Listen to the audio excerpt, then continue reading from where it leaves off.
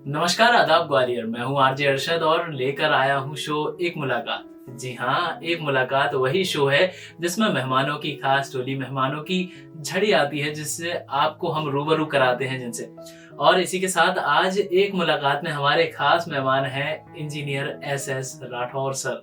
जी हाँ, founder of infinity classes, mathematics के teacher है। वैसे तो मुझे ज़्यादातर मैथ से डर लगता है, ज़्यादातर लोगों को ही डर लगता होगा, लेकिन सर के कॉन्सेप्ट्स इतने बढ़िया हैं, सर ने बताया कि मज़ा आ गया सुन के। मुझे भी अब लगता है कि दोबारा पढ़ लेना चाहिए। लेकिन सर, ये सब बातों को परे रखकर आपका बहुत बहुत स्वागत है हमारे स्टूडियो में। बहुत बहुत धन्यवाद। इसी के साथ सर, हम लोग आज बहुत सारी बातें करेंगे, बहुत सब कुछ जानेंगे आपसे।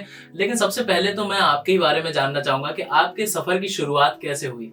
एक्चुअली मैं भिंड डिस्ट्रिक्ट में एक टाउन है मेहौना, वहाँ से बिलोंग करता हूँ। तो मेरी स्कूलिंग वहीं से हुई, वहाँ से 12th तक मैं वहीं पे पढ़ाई हुई मेरी। जी। तो क्या था, मैथ्स में इंटरेस्ट था, बचपन से इंटरेस्ट था जी। और अच्छा भी लगता था। और एक हमारे सर थे 10th में, मैं जिन पे पढ़ा था, 9, 10 और 11, 12 चारों साल उन पे पढ़ा। जी। एक तिवारी सर थे। तो उन्होंने एक बार मुझसे कहा 10th में जब मैं पढ़ता था कि बेटा 99 मार्क्स तो आ चुके हैं एक बच्चे के अभी पिछली साल, और बाकी 95, 90 इस तरह से आ चुके हैं। कुछ ऐसा करो कि 100 आए। जी। तो मुझे भी लग गया कि हाँ करना चाहिए, और किया। मैथ्स पे ज़्यादा फोकस किया। बाकी और भी हमारे 2 टीचर ने मुझे बहुत सपोर्ट किया है कि रमाकांत सर, उनसे मैंने इंसानियत सीखी और पढ़ाया तो उन्होंने बहुत अच्छा, लेकिन बात इंसानियत भी उनसे मैं सीखा काफ़ी अच्छा। और आज बहुत अच्छे टीचर हैं, बहुत बच्चे पढ़ रहे हैं उन पे उस एरिया में। तो मैथ्स का पेपर हुआ, रिजल्ट आया और 100 मार्क्स आए। अरे वाह! उस टाइम तक दूर दूर तक वहाँ किसी के नहीं थे। मुझे भी बिलीव नहीं हुआ कि ये एक्चुअल है या फिर कहीं से गलत रिजल्ट हो गया, लेकिन बाद में आए।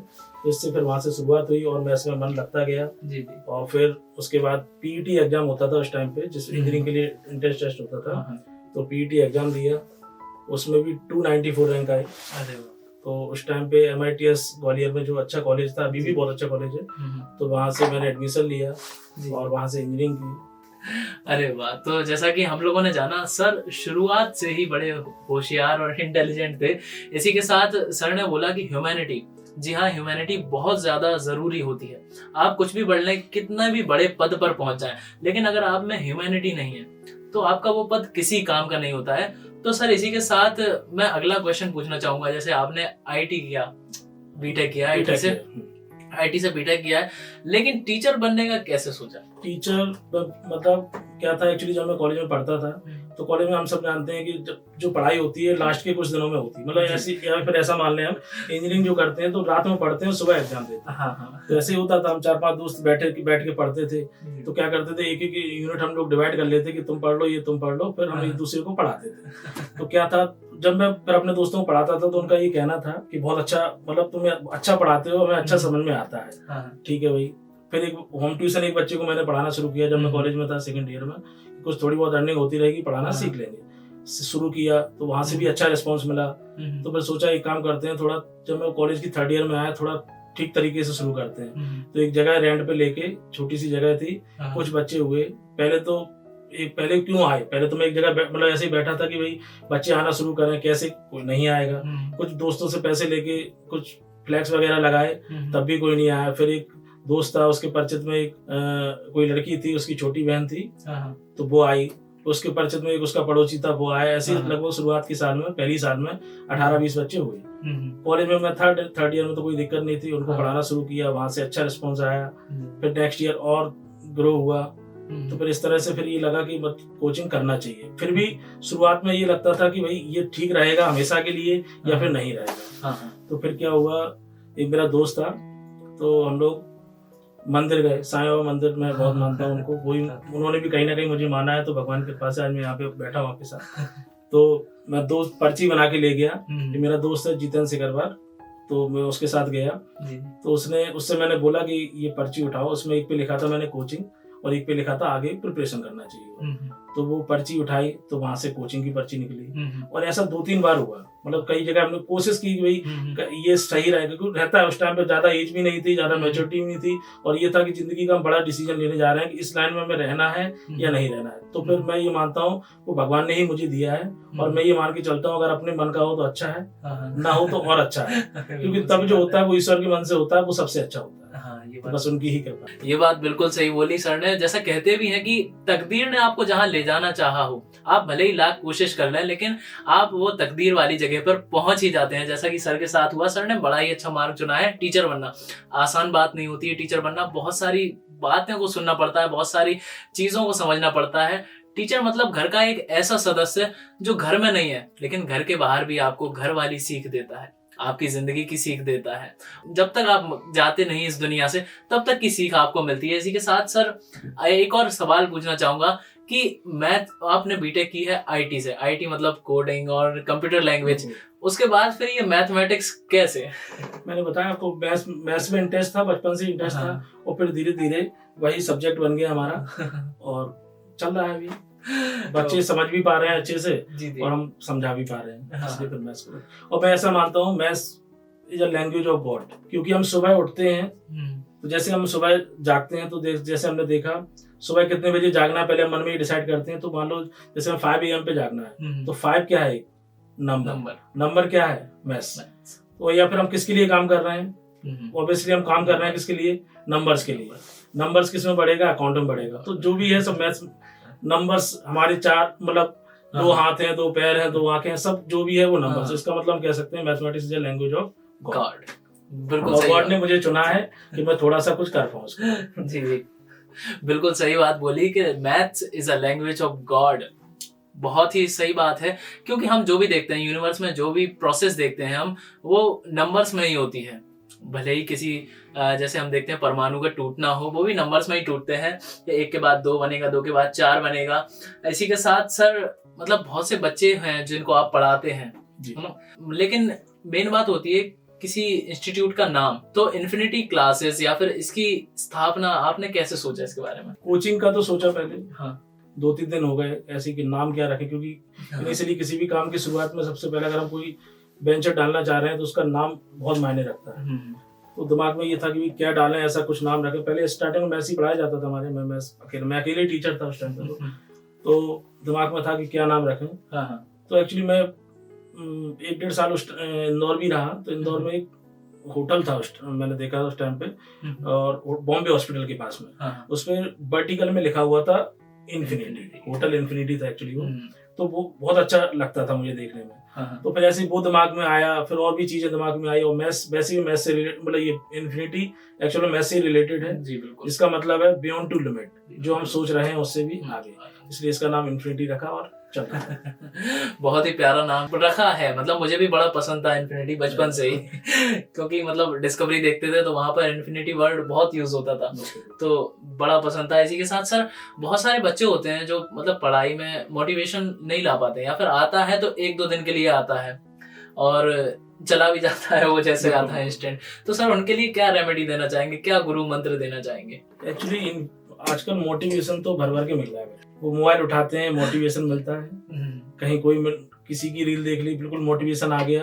रात में सोच लिया बस सुबह उठ के IPS बनना है, और सुबह 4 बजे जगना है। अलार्म भर दिया, 4 बजे अलार्म बंद कर दिया, 5 बजे जागेंगे, फिर 5 बजे IPS बनेंगे। ऐसा चल रहा है। एक्चुअली क्या है, बच्चों को एकदम से सब चाहिए।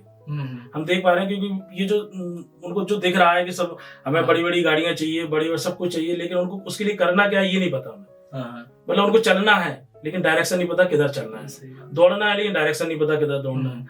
तो एक्चुअली मेरे ख्याल से सबसे बड़ा मोटिवेशन है जब वो घर में देखते हैं अपने माँ बाप को देखें, तो वही सबसे बड़ा मोटिवेशन है। क्योंकि एक बच्चा चाहे तो अपने जनरेशन, अपने आगे वाली जनरेशन, सबकी लाइफ चेंज कर सकता है, पॉजिटिव वे में भी और नेगेटिव। पॉजिटिव वे में कैसे कर सकता है? मान लो कोई बच्चा है नॉर्मल मीडियम फैमिली का या लोअर मीडियम फैमिली, गरीब घर का बच्चा जो भी है, तो अगर वो पढ़ लिख के कुछ अच्छा बनता है, मान लो IAS IPS या और कुछ भी बनता है, तो आगे आने वाली जनरेशन चेंज हो जाती है। बिल्कुल।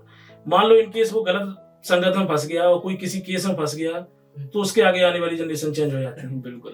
तो इसलिए सबसे अच्छा मोटिवेशन यही है कि हमें अपने माँ बाप को देखना है। जी। अच्छा, इन केस कोई ऐसा है जिसके पास उसको लगता है कि मैं तो बहुत पैसा है मेरे माँ बाप के पास, मुझे पढ़ने की जरूरत नहीं है, तो मैंने उनके लिए 3 टारगेट सेट किए हैं। अगर ऐसा है तो मत पढ़ो, चलेगा। एक तो पहला टारगेट, फैमिली इनकम या पेरेंट्स की इनकम 1 CR होना चाहिए ईयरली, प्लस अकाउंट में 1 CR होना चाहिए, और प्रॉपर्टी 10 CR की होना चाहिए कम से कम। अगर इतना है तो मत पढ़ो, कोई दिक्कत नहीं है, थोड़ा बहुत पढ़ लो, बढ़िया बिजनेस सोचेंगे मेरे पास आ जाओ, मैं भी साथ में कुछ ना कुछ दिमाग लगा दूंगा। और अगर इतना नहीं है तो फिर हम मीडियम फैमिली भी नहीं है। आजकल बंसिया, आज के बंसिया 5 इयर्स के बाद 50 लाख और 10 इयर्स के बाद वो 10 लाख के इक्वल रह जाएंगे, ये मान के चलिए। तो फिर ये है, अगर उनको ऐसा लगता है तो उनके लिए मैं एक दो लाइन में कह सकता हूँ। जी जी बिल्कुल। विरासत के दौलतमंद क्या जाने मेहनत का नशा। अरे वाह। विरासत के दौलतमंद क्या जाने मेहनत का नशा, जिंदगी वो नहीं जो अपनी पुरखों पे जी जाए। अरे वाह। अगर लग रहा है कि पेरेंट्स में बहुत है तो फिर हमें भी कुछ अपना करना चाहिए, जिससे हम आगे वाली जनरेशन को अपनी कहानी बता सकें, ये हमने ऐसे ऐसे किया, है ना। जैसे आपने सुना होगा, एक जो खानदानी रईस है वो रखते हैं मिजाज नर्म अपना, है ना, आप तो हमारी दौलत बता रही, मतलब इस तरह से कुछ ये है। तो मैंने कुछ दूसरा सोचा उसके लिए। जी। मैंने सोचा जो खानदानी रईस हैं बच्चे उड़ा रहे हैं उनकी दौलत। बिल्कुल सही बात बोली। जो खानदानी रईस हैं उन बच्चे उड़ा रहे हैं उनकी दौलत, मेहनती है मेरी नजर में वो जिनकी दौलत नई नहीं है। अरे वाह। अपनी मेहनत से अगर हम कुछ हासिल करें तो उसमें कोई बुरा नहीं है, और हमें आगे आने वाली जनरेशन की लाइफ चेंज करना है, अपनी लाइफ चेंज करना है। बिल्कुल खूब गाड़ी जो भी है सपना वो बिल्कुल लो, अपनी मेहनत से लो, गलत रास्ते पे चलना नहीं है, बिल्कुल कर सकते, यही मोटिवेशन है। अरे वाह, कितने सही तरीके से सर ने समझाया। और मतलब ये वाला मोटिवेशन जो लाइन बोली है सर ने ना, ये तो घर में पर डे ही दिख जाएंगे आपको। जैसे आपको माँ बाप दिख जाएंगे, अपने घर की परिस्थितियां दिख जाएंगी आपको कि हमारी परिस्थिति क्या है। और सर ने बताया भी, अगर आपकी साल भर की इनकम, एनुअली इनकम 1 CR है, अकाउंट में 1 CR है, प्लस आपकी प्रॉपर्टी 10 CR है, तो आपको पढ़ने की जरूरत नहीं है। बेशक आपको पढ़ने की जरूरत नहीं है, लेकिन अगर इससे कम है, इससे थोड़ा भी कम है, तो भैया पढ़ लो, क्योंकि आपकी जिम्मेदारी है ये। आप सुधर गए तो आपके आगे आने वाली नस्लें, आपकी जनरेशन सब सुधर जाएगी। और इसी के साथ बस सर, मतलब आगे, मतलब मैं पूछना चाहूंगा आपसे कि ये जनवरी चल रहा है, एंड हो गया, फरवरी आ गया है ना, और बोर्ड्स एग्जाम भी सर पर हैं बच्चों के। हाँ। अभी सारी घरों में उथल पुथल मची हुई है, रोज बच्चों की डांट हो रही है, पिट रहे हैं बच्चे, पढ़ रहे हैं सब जगह। हमारे पास रोज कॉल आ रहे हैं, रोज पेरेंट्स आ रहे हैं, रोज कहते हैं कि सर ये पढ़ता नहीं, अब क्या करें। क्योंकि इस पूरी साल भर भले बच्चा पढ़ा या नहीं पढ़ा, तो पेरेंट्स भी कम ध्यान दिया, लेकिन अब सब दे रहे हैं। तो ये है कि अब हमें पूरा बच्चों से मैं कहना चाहूंगा कि अब एक अपना सिस्टम एक बनाओ। हमें ज्यादा से ज्यादा क्या करना है, हमें सैंपल पेपर्स लगाने हैं, हमें सिटिंग कैपेसिटी बढ़ानी है। ऐसा नहीं है कि हमने पढ़ने के लिए बैठे, थोड़ी देर बाद जा रहे हैं कि हमें पानी पीना है, फिर थोड़ी देर बाद जा रहे हैं कि हमें वॉशरूम जाना है, कुछ ना कुछ ऐसे माने नहीं। हमें अपनी सिटिंग कैपेसिटी बढ़ानी होगी। अगर पढ़ने बैठे हैं तो वहीं पानी की बोतल हो, है ना, वहीं सब बुक्स हो, ना हमें बार बार बुक्स उठाने के लिए जाना है, क्योंकि हम जितना बार बार जाएंगे उतना डिस्ट्रैक्ट होंगे। बिल्कुल। इसलिए हमें सिटिंग कैपेसिटी अपनी बढ़ानी पड़ेगी, और क्या क्या पढ़ना है वो भी हमें देखना पड़ेगा। तो उसके लिए सबसे बेस्ट तरीका है सैंपल पेपर्स लगाओ ज्यादा से ज्यादा, वो बिल्कुल प्रॉफिट मतलब बेनिफिशियल रहेगा। इसी के साथ सर ने आपको टिप्स दे दी बोर्ड एग्जाम को क्लियर करने की। लेकिन ये सब तो हो गई पढ़ाई वाली बात और आपके कोचिंग वाली बात। सर मैं ये जानना चाहूंगी कि सर को क्या पसंद है अपनी जिंदगी में, मतलब जब खाली होते हैं तब कैसे अपने आप को एंगेज रखते हैं, या क्या हॉबीज हैं सर की? बुक्स पढ़ना पहले मैं कहना चाहूंगा, पढ़ना कभी व्यर्थ नहीं जाता। बिल्कुल। पढ़ाई हमें कंटिन्यू रखनी चाहिए जी। मैंने कोचिंग शुरू कर दी थी, मैं लगभग फाइनल ईयर में कोचिंग लगभग शुरू की थी मैंने, बीटेक के फाइनल ईयर में। उसके बाद भी मैंने एमटेक की, एमएससी मैथमेटिक्स से किया, बीएड किया, और कंटिन्यू अभी पढ़ता रहता हूँ। कुछ ना कुछ हमें पढ़ते रहना चाहिए। और बाकी अगर हमें रील्स देखना है या फिर हमें कुछ ये सब देखना है, तो वो भी हमें, मैं जो मानता हूँ आजकल तो हमें ये मान लो साक्षात भगवान हमारे पास हैं, जिनसे हम बहुत कुछ ले सकते हैं। आज का युवा बहुत कुछ उनसे सीख सकता है। प्रेमानंद महाराज जी। अरे वाह। बाकी मैं और सबकी बातें, हो सकता है किसी मतलब उनमें कुछ कमियां हो सकती हैं, लेकिन वो जो कहते हैं वो हम सब जानते हैं कि वो एकदम बिल्कुल सटीक बात कहते हैं। और अब जब भी मैं कभी डिप्रेस हूँ या कोई और भी, मैं चाहता हूँ अगर वो डिप्रेस हो तो उनको जरूर सुने और उनसे भी मोटिवेशन ले सकते हैं। अब हम किससे मोटिवेशन ले रहे हैं ये हम पे डिपेंड करता है। तो मैं ये मानता हूँ कि अगर उनसे हम मोटिवेशन लेते हैं तो हम जीवन में हमेशा सुखी रहेंगे, और नहीं तो कम से कम संतुष्ट हो भी रहेंगे। क्योंकि क्या होता है, रॉन्ग इज ब्यूटीफुल, जो गलत होता है वो सुंदर होता है। मतलब जो हमें जो क्षणिक सुख होता है वो बड़ा अच्छा लगता है, तुरंत उस टाइम पे बड़ा अच्छा लगता है कि हमें ये मिल गया, हमने ये कर लिया, हमने वो कर लिया। बट राइट इज पीसफुल, जो सच है, सही है, अगर हम किसी के साथ सही कर रहे हैं तो वो हमें जो शांति देगा, वो हमें जो रॉन्ग वाला ब्यूटीफुल है वो कभी नहीं दे पाएगा। ये बात बिल्कुल सही बोली सर ने, कि जो कहते हैं ना कि झूठ होता है वो क्षणिक भर का होता है, ज्यादा टिकने वाला नहीं होता है। इसी के साथ सर इतनी सारी बातें की, आज इतना सब कुछ जाना, आपके बारे में भी जाना, जाते जाते आप ग्वालियर वालों को क्या संदेश देना चाहेंगे? सबसे पहले तो मैं धन्यवाद करना चाहूँगा ग्वालियर, स्पेशली डीडी नगर, शताब्दीपुरम, आदितपुरम, जी उस एरिया के जो लोगों का, उनका मैं धन्यवाद करना चाहता हूँ, क्योंकि उन्होंने पिछले लगभग 12 साल से इन्फिनिटी क्लासेस डीडी नगर में चल रही है, जी तो उन्होंने इन्फिनिटी क्लासेस पर मुझ पर जो विश्वास बनाए रखा, उन्होंने अपने बच्चों को भेजा। अभी मैं देख रहा हूँ कि हमें बहुत ज़्यादा एडवर्टीजमेंट की जरूरत नहीं पड़ती है, जी क्योंकि जो बच्चे पढ़ चुके हैं, उनके छोटे भाई बहन, हाँ। उनके कजिन्स, उनके पड़ोस में रहने वाले, उनके मतलब माउथ पब्लिसिटी से अपने आप बच्चे आते हैं। हाँ। कहीं ना कहीं उनको विश्वास है कि हम सर पे पढ़े हुए हैं जी या हम इन्फिनिटी क्लासेस में पढ़े हुए हैं, तो हमारे अंदर ग्रोथ हुई थी, या वहाँ का डिसिप्लिन जो एनवायरनमेंट है, या जो जी, वहाँ पे हाँ। नोट्स हैं, जो वहाँ पे इंफ्रास्ट्रक्चर है, जो हाँ। सब है, तो उससे उनको, उनके लिए वो बेनिफिट रहा, मिला उनको, तो वो बाकी सबको सलाह देते हैं। तो बस यही है। तो क्यों? क्योंकि उन्होंने विश्वास हम पे किया, जी। और बच्चा एक एक हमारे लिए बहुत बहुत कीमती है, एक बहुत बड़ी जिम्मेदारी है, जी और हम भी चाह रहे हैं, मैं अपनी पूरी मतलब जो भी स्टाफ है उन सबसे यही बोलता हूँ, एक एक बच्चे पे हमें ध्यान देना है, जी क्योंकि वो हमारे लिए एक गिनती में एक बच्चा हो सकता है। 200-300 बच्चे जितने पढ़, 400 बच्चे जितने पढ़ रहे हैं, उनमें से एक बच्चा हो सकता है, लेकिन वो किसी घर का एक बच्चा है, सही और एक बच्चा मतलब ये मान लो उनकी पूरी सब जितनी भी उम्मीदें हैं, जितनी भी उनका जो उनसे जो भी कुछ है, हाँ। सब वही है। तो बस ये बात हमें सोच के चलना है, हाँ। और उनके लिए हमें काम करना है। तो बिल्कुल सही बात बोली सर ने कि मतलब बच्चे जैसे हमें देखते हैं कोचिंग में भीड़ है, लेकिन वो उनके घर का स्पेशल बच्चा है जो कोचिंग पर आया है। उसी के साथ सर ने एक बात और बोली कि एडवर्टाइजमेंट की जरूरत नहीं है। बिल्कुल नहीं है सर, क्योंकि आपका काम दिख रहा है, आपका नाम हो रहा है, नाम भी दिख रहा है आपका। इसी के साथ ग्वालियर राइट्स ये था आज का सफर, एक मुलाकात का। और एक मुलाकात में आज हमारे खास मेहमान थे इंजीनियर SS राठौर सर जी।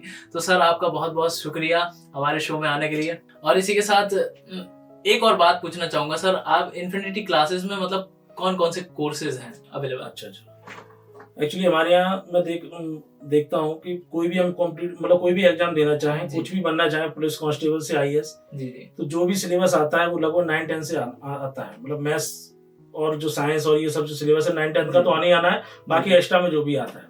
तो हमारे यहाँ 9 से शुरू हो जाती है क्लासेस। 9th क्लास में हमारे यहाँ मैथ्स, साइंस, इंग्लिश, SST, और 11-12 के लिए साइंस के मेन तीनों सब्जेक्ट, फिजिक्स, केमिस्ट्री, मैथ्स में लेता हूँ। बाकी केमिस्ट्री और फिजिक्स के लिए हमारे पास बहुत एक्सपीरियंस टीचर हैं। अच्छा, फिजिक्स में तो पहले हमारे यहाँ थोड़ी दिक्कत रहती थी, फिजिक्स के टीचर नहीं थे। हाँ। इस बार हमारे यहाँ एक टीचर आए हैं, उस एरिया के काफी जाने माने नाम, और मैं आपके यहीं से अनाउंस करना चाहूंगा, उनका नाम संदीप सर हैं। तो काफी लगभग 15 ईयर्स उनका एक्सपीरियंस है। तो उन्होंने हमारे यहाँ इस बार ज्वाइन किया है, और हम दोनों मिलके कुछ ये उस अपने बच्चों के लिए कुछ अच्छा करना चाह रहे हैं, क्योंकि मैं देख पा रहा हूँ उनका भी ये कहना था कि फिजिक्स बच्चा पढ़ने आ गया, उसके बेसिक अगर मैथ्स अच्छा नहीं है तो फिजिक्स समझ में नहीं आएगा। बिल्कुल। और अगर इधर मैं देखता था कि 9th-10th में हमारे यहाँ मैथ्स का रिजल्ट बहुत अच्छा आता था। ये मान लीजिए अब मैथ्स में बहुत सारे बच्चों के 98, 99 इस तरह के नंबर आए। साइंस में कंपेयर टू थोड़े से कम रहते थे।